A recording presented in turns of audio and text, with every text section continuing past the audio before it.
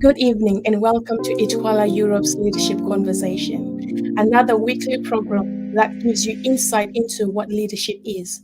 We kindly ask you to subscribe, share, like, and press that notification bell for future broadcasts. Tonight's topic is servants leadership. And once again, we are talking to our ambassador, JD Modede. JD Modede, good evening to you.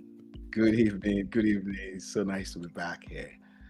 Good to have you for this program. So, tonight we are talking about leadership in honor of the passing of Her Royal Majesty Queen Elizabeth II, whom many people around the world have confessed to be, for her to have been a wonderful leader, one that is like no other leader. And tonight we want to speak about how she has led her people and also leaders around the world. So before I bombard you with so many questions, what are your thoughts about Her Majesty Queen Elizabeth II? Wow. Wow. I think when you know, uh, you told me that we were going to be having one for the Queen, I thought that was really, it touched my heart in a different way because right from me being a very young man or young boy, I'd always admired the Queen, just something about her. So as a little boy, I didn't really know what was it, but every time anything was said about the Queen or she was on TV, while I was way back in Africa, I used to give my full attention to her. So over the years, I kept on studying and and looking at what she did, and followed her in different ways. And that's because I see the late Queen Elizabeth as a great role model for the world that we live in. I think, and she was a role model for a whole lot of people, all around the world. So when you see a woman that decides at the age of 25 to dedicate, and she pledged to dedicate her life to the service of the people, and she kept that word till the age of 96. That means that there's something that is worth emulating there. She was also indeed a woman of wisdom. And why do I say she's a woman of wisdom? uh, I think the way she kept away from controversy, all through her reign, and you can see a whole lot of drama sometimes around the royal family and around, generally around the world itself. But for some reason, somehow, she dignified that throne through her reign. And also I would say she was indeed the queen of the people. She was Yes. she was for the people. Wherever you are, both small and great, black, white, red, whoever you are, she was there. And if you study her life through history, all the different things that she's tried to do, the things that she's subscribed to over the years, also shows that she is also what we call a symbol of stability, especially life itself. There's a lot of changes, there's a lot of shakings, there's a lot of ramblings all over the place. And I was watching something on TV. They were showing some things about the Queen, and about the time of the war. That a stability was really needed at a time that Great Britain was just coming out of a war. Yes. So you needed a leader like that that would be stable irrespective of the situations. One thing that you don't want in a leader is a leader that you cannot predict them. Mm. You don't know what you're going to get today because of one thing they went through, because they had an argument or with their wives at home, or they lost some money or something like that, and they changed. It's like you have a husband at home, and you don't know what husband you're going to get. When he goes to work and comes back, who harassed him on the road, and they just change. So they kick the cat, kick the bucket, kick everything. you know but she's a woman that brought us stability in the midst of a lot of trying times. And Also, we got to understand that I was listening to this as well, especially the weekly meetings with the prime ministers, and you could Oh, tell yes. from all the prime ministers we're literally saying the same things. Boris Johnson, Theresa May, even Liz Truss. He said that one meeting I had with her. Theresa May said something very, very significant. He said, "Look, I knew that was one meeting that Once I go there, it will not end up with the press.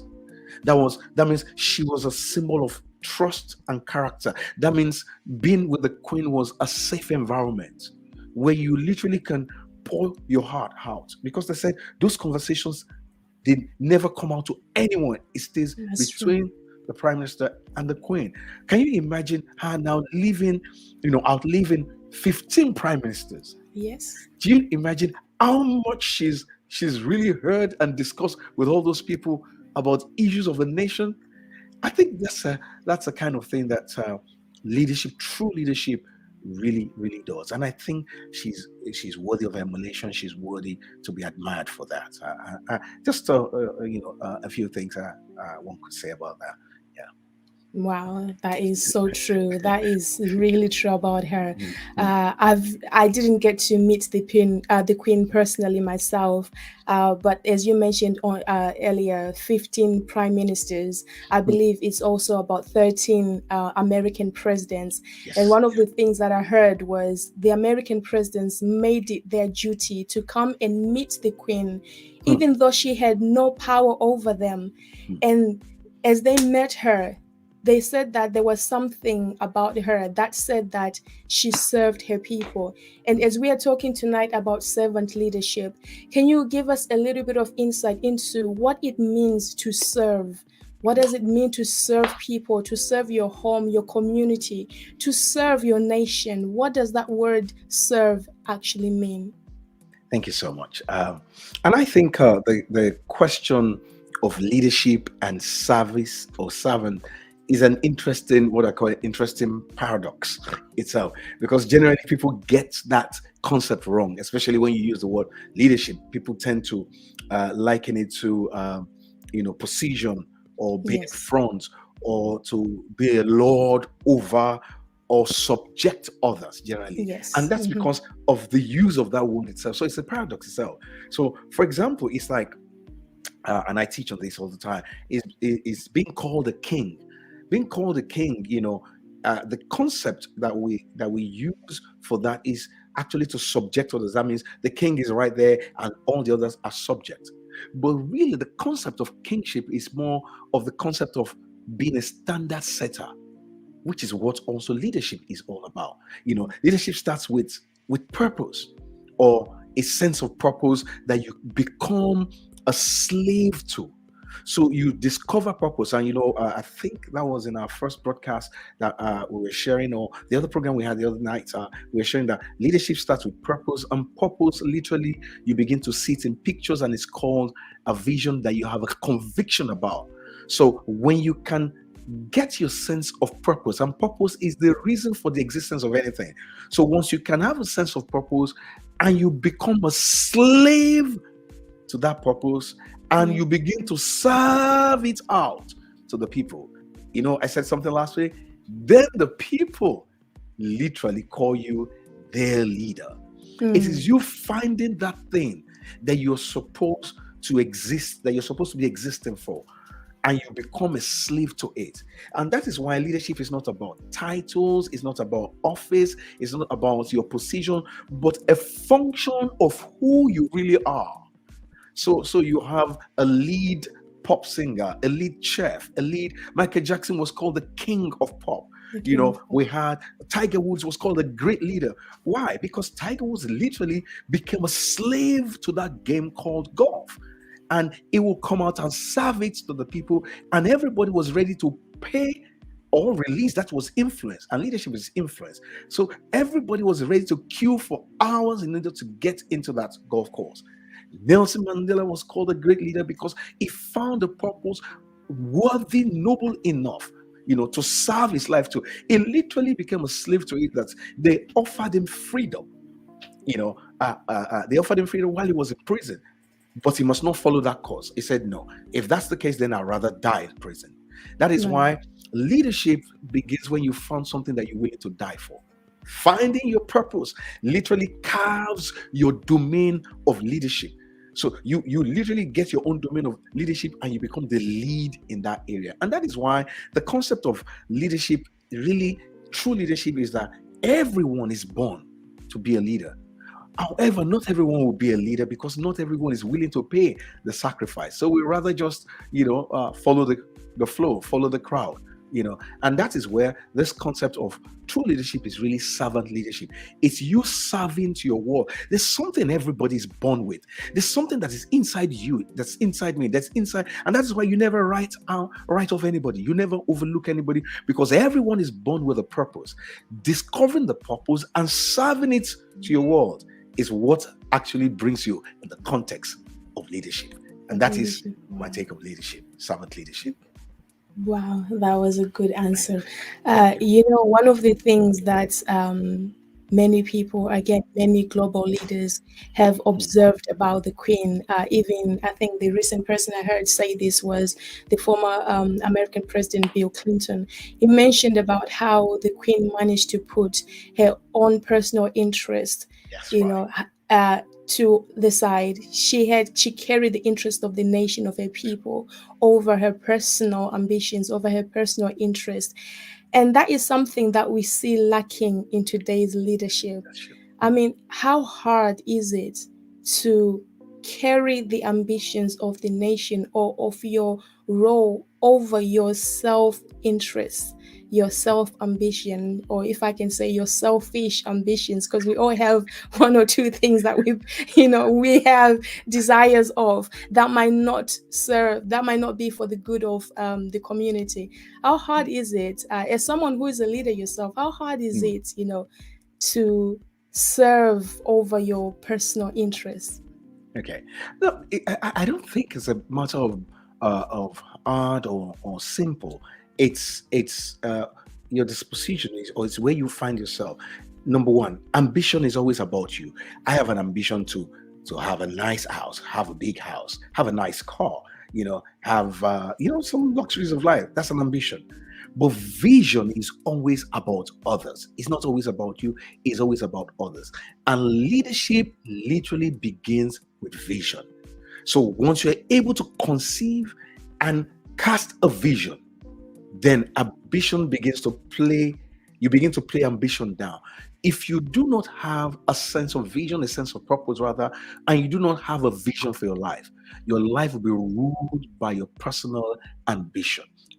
And that is why leaders are people who have found something that they're willing to die for, because and you see most leaders in our world today, they're only willing to live, but leaders become so passionate about their purpose that they and you know what passion is? Passion is desire stronger than death itself. So it's too late for you to tell me that I cannot do this. It's too late for you to tell me nobody's going to go with you with this. Look, I'm ready to go along with this.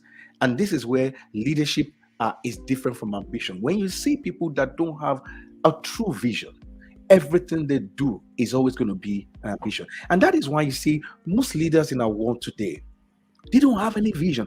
And especially when I look in the political arena, I don't see a vision for our nations. Most nations today, especially in developing countries, they don't have a vision for their people. They don't have a vision for their country. And I'm thinking, so where are you taking us to? Because you got to understand that you start off a journey, or you rather, I put it this way: you never start off a journey until you define your destination, because your destination is what gives value to your journey. You don't have any journey without a destination, so you got to give us where you're taking us to. And which brings me to the question, to the concept of leadership always brings movement. I know what you know, where you are, I know where I am. So telling me where I am does nothing to me. Tell me where I can get to, where you're going to take me to. And that's what we follow. And that is why leaders are very strange people, because they have a vision, they have a destination in their head that they're living by. That is what drives them. If you only live in the now, you'll be so discouraged. And that is why vision is so critical. So when we're able to get a sense of purpose that we're able to see in pictures as vision, then ambition plays a much lower role in our lives. And that is why you see some leaders, they will tell you that they never had a home of theirs until late, or they never did this, or they never, because vision literally captivates your entire life, drives you, and you become a slave to that vision, and every other thing personal to you literally plays down. And that is one key way to deal with the issue of ambition. We live in a world where everybody's so ambitious, and the ambition is driving people crazy, driving them to their graves. And this is where we've got to be very careful. And we saw a queen that was a slave to her role as the head of state. She said that I will serve my country for however short my life may be, however long it may be. I will serve my country with all my life. And people were shocked how she signed and saw the first 15th prime minister just the day before she passed. And that's how the world is in shock with her passing. Ladies and gentlemen, we are in conversation with Ambassador J.D. Modede. We'll be right back. Hi, my name is Miles Monroe Jr., and I'm the chairman of the board for the International Third World Leaders Association.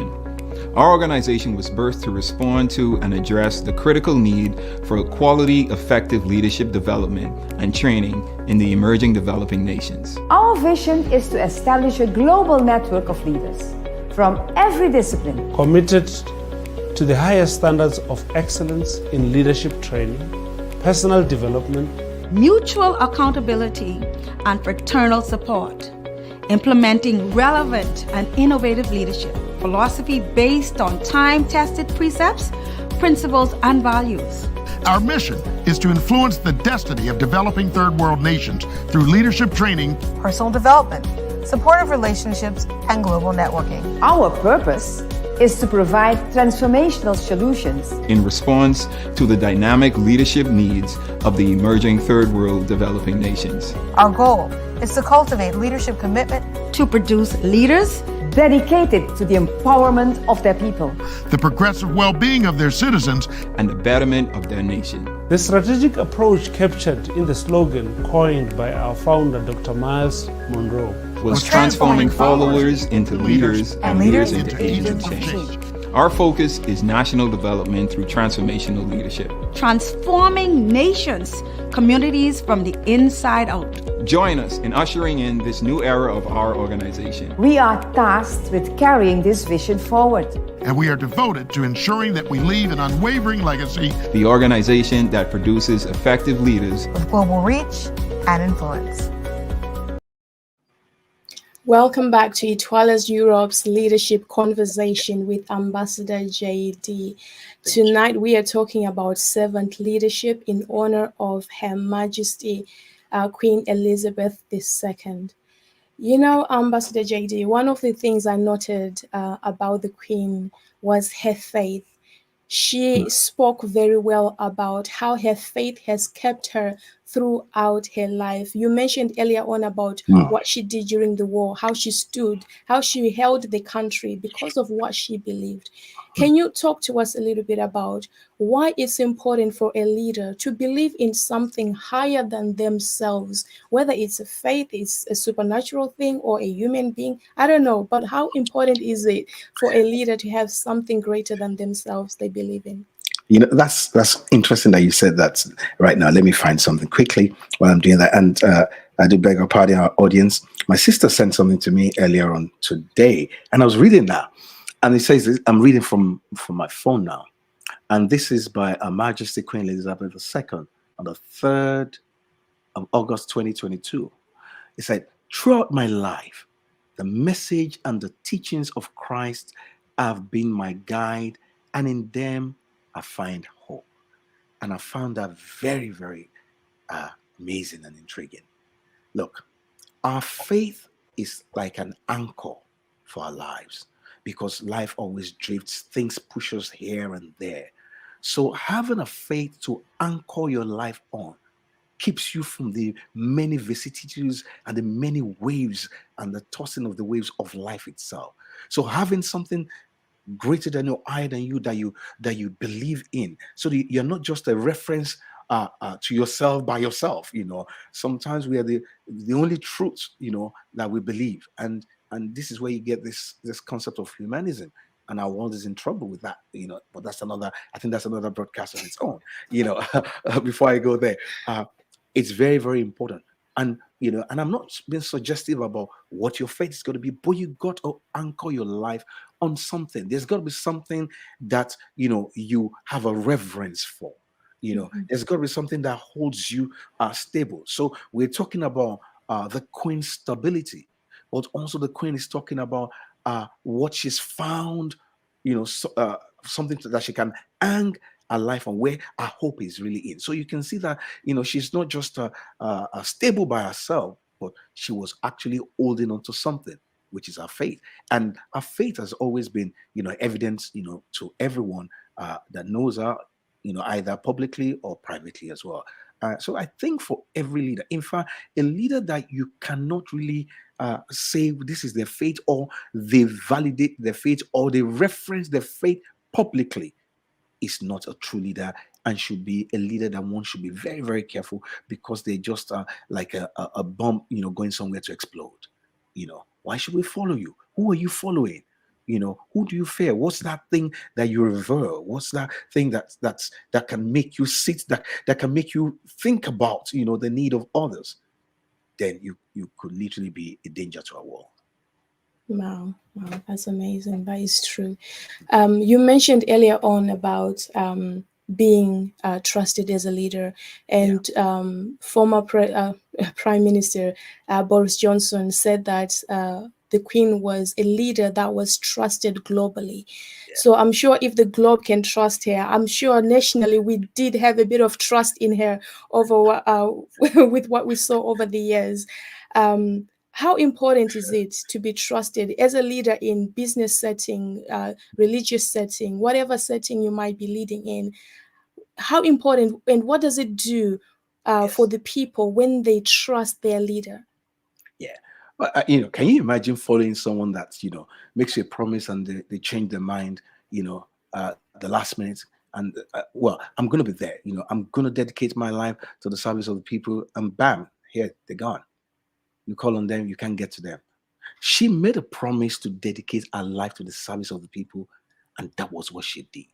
So she found a cause that she was sold out totally to. So for example, Theresa May said, just like what I said earlier on, he said this. So at our Prime Minister weekly meeting with the Queen, this was one meeting that we knew, or we know, will never get to the press. That is trust. And can you imagine 15 prime ministers have done that, and we've not heard a word? A leak. We have leaking leaders today. Leadership that will sell you out. Leadership that sells their people out. And so they're dangerous leaders. They're only manipulators, that's always, they always have someone, that they also want to share stuff with. And I say this, you see, anytime you share something with someone, that person too has someone that they trust a lot, that they're going to share with. That other person too knows someone that is not you, that is they trust more, that they're going to share with. And that is where you find out there's a lot of leakage. It is called immaturity in leadership, or immature leaders. So we need leaders who become role models, that many begin to see, significance in themselves, that they can confide in. And that really affects the people that they're leading. Can you imagine, we have religious leaders, we have leaders in different concepts of life, and you share things with them, and the next thing is you find it out all over the place. That means those kind of leaders cannot be trusted. So we need leaders who are able to resist themselves, who are able to respect, where people are, and actually, deal with their situations, on a one-to-one basis. Don't judge them based on what others think or what others say and things like that. I think that's very important for leadership. I think we need a hashtag for leaking leaders. Leaking leader. Thank you. But in this generation, that is something that I think many followers to be leaders are looking for. What are your thoughts on our new king, His Majesty Charles III? Okay, I think that's a very hot topic all over the place, and even before, before the passing of on to glory, dear Queen Elizabeth. And well, number one, we got to understand that we now have a king, and that is the way it's going to be. He's waited all these years. He stepped into the mother's shoes. And one thing that we got to look at is we got to go beyond just the personality of a person. Look, our new king is stepping into the shoes into an institution. That institution has produced all manners of kings and queens over the years and centuries. We've had good kings, we've had bad kings, we've had bloody kings, Bloody Mary. You know about Bloody Mary? Look, we've had all that. However, the institution has remained stable. Now, one of the things that you got to understand as well is that that is a very well-tested institution that if you step into it and you let it regulate you, you will deliver what you're supposed to deliver to the people. And that is why we can't just because sometimes people want to pick on one thing or the other and make some judgments. No, I wouldn't do that. Our new king is stepping one. He's already said something like, I'm going to be committed to all the things that my mother is committed to. That means there may be some changes in whatever people are thinking about. Number two, the institution itself is there to regulate, to guide, him in his actions, in his decision, and things like that. And I think, you get to a place in your life that you want to, do something for your people. And once, you commit to that, then there's going to be a lot of changes. So I'm looking forward to seeing, a new reign through King Charles III. He has some interesting views. He's done some wonderful things over the years. I saw some people that were giving testimonies about how they is it the King's Trust, or he has a trust? I can't remember what it's called right now. Yeah. How he's supported, people into areas and they become great and great, wonderful people. I also there's some testimony of this this young actor David Oyelowo is a Nigerian, is a Nigerian guy who is now a big actor in the UK here. And he said he actually got the money from that trust to send into that production school. So, and a lot of people like that. So I believe that King Charles III will definitely serve his people and do his best for the people. We're looking forward to it. It's a new reign, it's a new reign, it's a new tenor. So just look for the best, Well, I think we just have time for just one quick question. One of the things that Theresa May said was the Queen managed to, she was a queen, yet she managed to embody the people and feel the pain for the people. Do you think this is something that we will see from our new king, or from our king rather?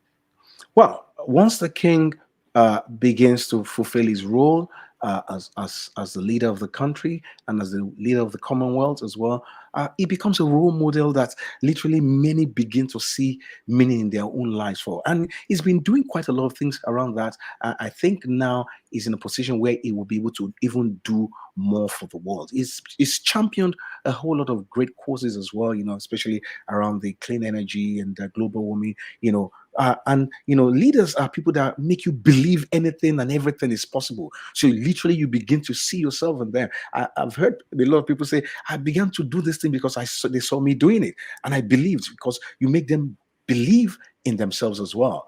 So I believe that it will be an opportunity for our king to be able to do that. He's had that opportunity ongoing. Now he's going to even have more. And a lot of people are testifying to that fact as well. So I'm looking forward to seeing that. And this is one of the things as well I will prescribe, especially to developing nations, that we need role models in leadership. Thank you, JD Modaide, Ambassador for ITWLA Europe. Thank you very much for this evening. Thank you. Ladies and gentlemen, you've been in conversation with ITWLA Europe, talk on the topic of servant leadership. Join us again, same time, 9 p.m. on Monday, as we continue in our leadership conversations. Share, like, subscribe, and press that notification button so you do not miss when we are live. Thank you so much for tuning in. God bless. Thank you.